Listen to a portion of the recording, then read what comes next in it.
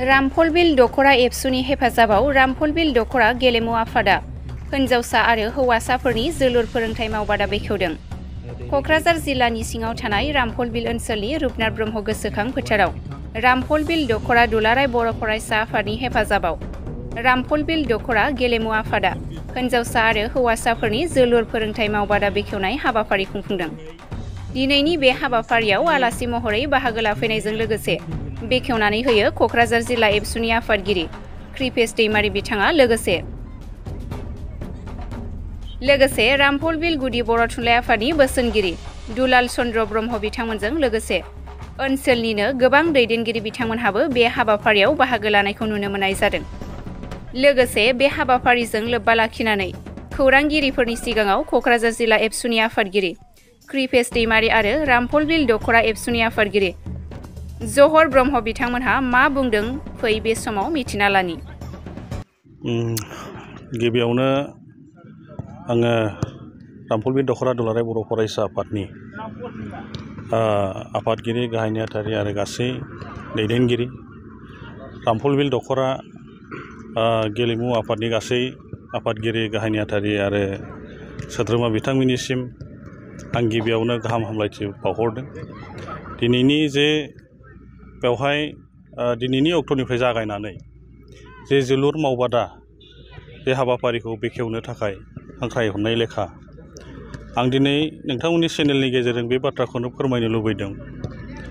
जोङो दुलाराय बर' फरायसा आफाद हिसाबै गोबां समाव दिनै सोलोंथाइ बिथिं समाजारि सांग्रांथि मेल आरो गुबुन गुबुन ड्राग्स जौ जुवानि हेंथायै जों गोबां हाबाफारि मावनायजों लोगोसे दिनै बोथोर बा समा फैनाय लोगो लोगो दिनै बेवहाय बैसोनि जेबो फारागथि गैयाबालायनो दिनै जोलुर मावबादा दिनै रामफलबिल दखरा दुलाराय बर' फरायसा आफादा नैबे रुपनाथ ब्रह्म गोसोखां गेलेग्रा फोथाराव दिनैनिफ्राय जागायनानै जि समसिमहालागै बिथांमोनहा बे हाबाफारिखौ लांनो हायो लांगोन। दा बेनिखायनो आङो दिनै जोंनि गेलेगिरि बिथांमोनखौ आङो खावलायनो सानदों। दिनै दुलाराय बर' फरायसा आफाद आरो दिनै बेवहाय रामफलबिल दखरा गेलेमु आफाद जुथायै जिहेथु बे हाबाफारिखौ खुंदों। दिनै दुलाराय बर' फरायसा आफाद हिसाबै जोङो दिनै बिथोन बायदियै आन्डार 13 फुटबल टुर्नामेन्टखौ जोङो बोसोरफ्रामबो जेरै खुंबोयो देग्लायबो रामफलबिल दखरा बर' फरायसा आफादाबो खुंगोन।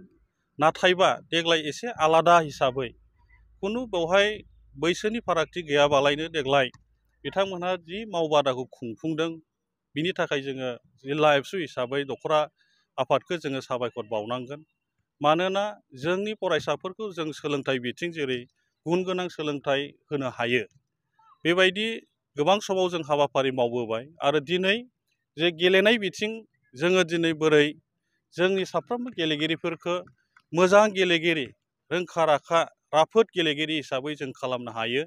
बिनि थाखाय दिनै जि हाबाफारिखौ लादों जोबोदैनो बाख्नायथाव बे हाबाफारिया। दा बेनिखायनो जोंनि गेलेगिरिफ्रा दिनै जि माने रामफलबिल दखरा फरायसा आफाद आरो गेलेमु आफादा जि बानजायबाय दिनै बेवहाय गोबांथार दिनै गेलेगिरि दिनै सफैनो हायाखैब्लाबो जिबादि नांगौ बेबादि जथेस्थ' गेलेगिरिफोर बेवहाय हिन्जावसाफोर हौवासाफोर दिनै फैदों आरो बेनिखायनो आं खावलायगोन जोंनि गार्जेन बिथांमोनखौबो आङो दिनै खावलायगोन दिनै जि हाबाफारिया खुंदों दिनै फरायनायजों लोगोसे जोंनि फरायसाफोरखौ दिनै गेलेनाय बिथिङैबो जोङो राफोद खालामनांगौनि थाखाय जोंनि साफ्रोमबो गार्जियानफ्रा दिनै नैबे रुपनाथ ब्रह्म गोसोखां फोथाराव दिनै जोंनि बेलासिनि समनिफ्राय जिहेथु दिनै बेवहाय थिग 4:30 जाबाय बिनि सिगांनिफ्रायनो निस्सय जागोन सानफ्रामबो। दा बेनिखायनो जोंनि गार्जियानफ्रा बयबो गाव गावनि गथ' गथायफोरखौ स्कुल गखांनायनि उनाव हिन्जावसा आरो हौवासाफोरखौ बेवहाय खुनु बैसोनि फारागथि गैया गेलेनायखौ जोङो बयबो सोलोंनानै लानो हायो हिसाबै जोङो बयबो फोथाराव दोनबोनांगौ। बेवहाय गोबां जोंनियाव फरायसाफोरनि बा गेलेगिरिफोरनियाव गाननाय जोमनायनि बा गोबां बेवहाय थोब्लेट माब्लेट जानो हागौ। गोबां फरायसाफोरनाव हयथ' गाननाय जोमनायनि बेवहाय एसे जेंना फैनो हागौ। दा बेनिखायनो हानाय जोंनि गार्जियानफ्रा दिनै गाननायनि जोमनायनि बेबस्थाखौ खालामनानै होनांगौ आरो जाय गेलेगिरिफ्रा दिनै गेलेनायावबो मोजां आरो दिनै गाननाय जोमनाय गार्जेनफ्रा एसे तान मान जुदि जायोब्ला उसुबिदा जुदि बेवहाय जायोब्ला दिनै जोंबो दखरा आफाद हिसाबै जोंबो हानायमानि बेखौ हेफाजाब होनो थाखाय जोङो दखरा आफादखौ जोङो खावलायदों। मानोना गोबां गेलेग्रा मोजां दङ नाथायबा न'खराव बिराद उसुबिदा। दा बेनि थाखाय जोंनि रामफलबिल दखरा दुलाराय बर' फरायसा आफादा जाहाथे सिन्था खालामनानै होयो आरो जाय गथ'फ्रा दिनै गेलेनो गोसो गेलेनायाव मोजां आरो न'खराबो एसे मोजां बेबायदि न'खरा जाहाथे जोंनि गेलेगिरिफोरनो जोंनि गाननाय जोमनायखौ बेबस्था खालामनानै होयो। जाहाथे जों फरायसाफोरखौ सापर्ट खालामो, गथ'खौ जाहाथे सापर्ट खालामो, दखराखौ जाहाथे सापर्ट खालामो जों अराय हास्थायगोन। कारना जाबाय दिनै जोङो थांनानै थानायाव फरायनायजों लोगोसे गुबुन गुबुन बिथिं दिनै बेवहाय दिनै गेलेनाय फुटबल, खारनाय, बारनाय, बा गान खननाय, मोसानाय फारफ्रोमबो बिथिङै दिनै जोंनि फरायसाफ्रा रोंखा राखा जाजोबनांगोन। थांनानै थानायाव गासिबो प्रयजन जाबाय। दा बेनिखायनो दिनै जोंनि फरायसाफ्रा बे फोथाराव फैनानै गावनि सोलोंथाइ लानो गोसोखौ जों जाहाथे जोंनि गार्जेनफ्रा स्कप होयो जों बेखौ खावलायगोन।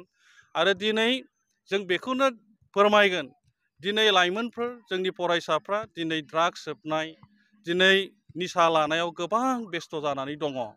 गोबां गार्जेनफ्रा जोंखौ फोरमायदों जे उन्दै उन्दै बैसोनि गथ'फोर दिनै 10, 11, 12, 15 बोसोर 16 बोसोरनि गथ'नि फरायसाफ्रा दिनै ड्राग्स सोबनानै गोबां फरायसाफ्रा दिनै नस्थ' जानायनि लामायाव दिनै फैदों।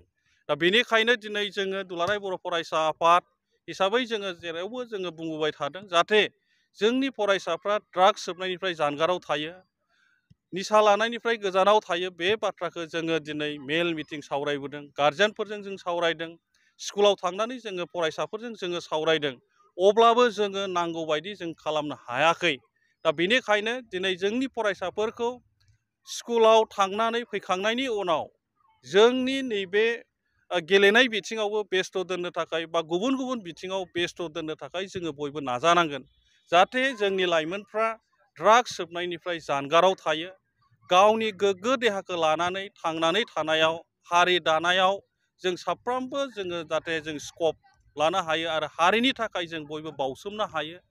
देहा गोग्गो थायोब्लासो साननाय हनाय गोग्गो जायो। दा बेनिखायनो जोंनि फरायसाफोरखौबो जोङो खावलायगोन फरायनाय स्कुलाव फैनायनि उनाव न'आव थांखांनायनि उनाव जोङो गुबुन गुबुन बिथिङाव बेस्थ' थानांगौ। दा बेनिखायनो जोंनि फरायसाफ्रा दिनै जायफोर सौफैयाखै नैबे रुपनाथ ब्रह्म गोसोखां गेलेग्रा फोथाराव सम जानाय लोगो लोगो दिनै जोङो सौफैनांगौ। निस्सय बेखौ दिनै टाइम टेबोलखौ राननानै लागोन। आं बुंनायाबो थिग जानाय नङा, दखरानि दङ आरो बेखौ सावरायलायनानै थिग खालामगोन। दिनै जागायजेननाय हिसाबै दिनै 3 बाजिनिफ्राय फैदों। दा बेनिखायनो आङो साफ्रोमबो गार्जियान आरो जोंनि रायजो राजा बिथांमोननिसिम आं बेखौनो खावलायगोन जाहाथे जोंनि फरायसाफोरखौ फरायनायजों लोगोसे जोङो बेस्थ'थायाव दोननो हायो, जाहाथे जोङो गुबुन निसा लानायनिफ्राय जों जानगाराव थानो हायो। दा बेनिखायनो आङो दिनै रामफलबिल दखरा दुलाराय बर' फरायसा आफाद, रामफलबिल दखरा गेलेमु आफादखौ आङो साबायखर बावदों। गिबियै निस्सयबा आंनि बुंनाया भुल जायाबा दिनै फुटबल जोंनि बे फोरोंथाइ बादाया निस्सय बेनो गिबि जोंनि एबसुनिफ्राय हयथ' जागोन होननानै आङो सानदों। गुबुना जुदि खालामदोंब्ला आंनिसिम बे रिपर्ट फैयाखै। निस्सयबा बे रामफलबिल दखरायानो गिबि जागोन होननानै आङो सानदों। दा बेनिखायनो आं रामफलबिल दखरा दुलाराय बर' फरायसा आफादखौ जोङो साबायखर बावबाय आरो जोङो जिल्ला हिसाबै जोंनि दखराफोरखौ जोङो बिथोन हरनो थाखाय दिनै थि खालामदों। आन्डार 13 फुटबल टुर्नामेन्ट कचिं बा केम्प बा बादायलायनाय बेखौ जुन आगस्ट'नि 15 थारिखसिमनि गेजेराव जाहाथे खुंफुंनानै लायो। जों जिल्ला हिसाबैबो 13 बोसोर बैसोनि सिंनि हौवासा आरो हिन्जावसानि बादायलायनायखौ जोंहा खुंफुंनांगौनि थाखाय मिरुआबो खुंफुंनांगौनि थाखाय बियो समा थि जाबाय। दा बेखायनो जोंनि क'क्राझार जिल्लानि सिङाव थानाय गासैबो दखराफ्रा जाहाथे 15 आगस्टनि सिगां 13 बोसोर बैसोनि सिंनि हौवासा आरो हिन्जावसाफोरनि फुटबल फोरोंथाइ बादा बा बादायलायनाय हाबाफारिखौ खुंफुंनानै लानांगौ। आं दिनै बेखौनो मिथिहोबाय आरो बयनिसिमबो आङो दिनै गेलेगिरिफोरनिसिम आङो साबायखर जासिबाय आरो उननि समाव जाहाथे लैहोर लैहोर फैनानै बे फोथाराव बयबो गाव गावनि सोलोंथाइखौ लानो हायो। गोजोन्थों। जोलुर बेखेवनाय हाबाफारियाव सोर सोर बाहागो लाफैदों?